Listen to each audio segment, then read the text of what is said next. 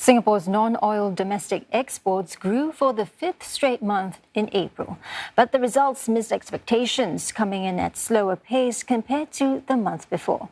With COVID-19 cases spiking again, demand for exports is expected to dip in coming months. Lisha Rodney reports. Nodex grew 6% on year last month. Still, it couldn't compare to the 12% rise in March.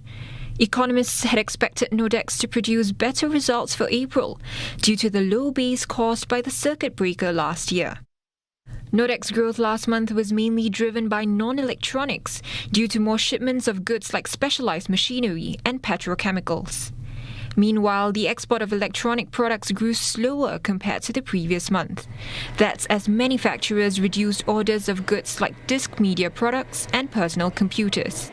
The kind of very steep increase in the demands for electronics products, at some point in time, it has to flatten out.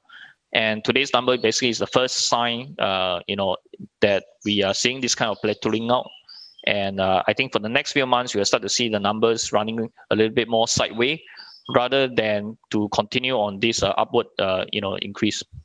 The dampened demand for electronic goods caused Nodex to fall in top markets like the United States, Japan, and the European Union. Experts say export demand is set to cool further in the coming months. That's due to the rise of new COVID-19 mutations that are highly contagious, and countries have to battle a resurgence in coronavirus infections. I think it's really a confidence game because now that there are virus mutations, so even though you have the vaccination progressing both domestically and globally, it's still a little bit of a question mark. The impact on people's confidence levels and also consumption levels will probably be the key to watch going forward. The economists add that Singapore's latest round of tightened measures will not disrupt production lines, as factory workers do not face on-site work restrictions. It will not cause a big impact on the country's export value chain.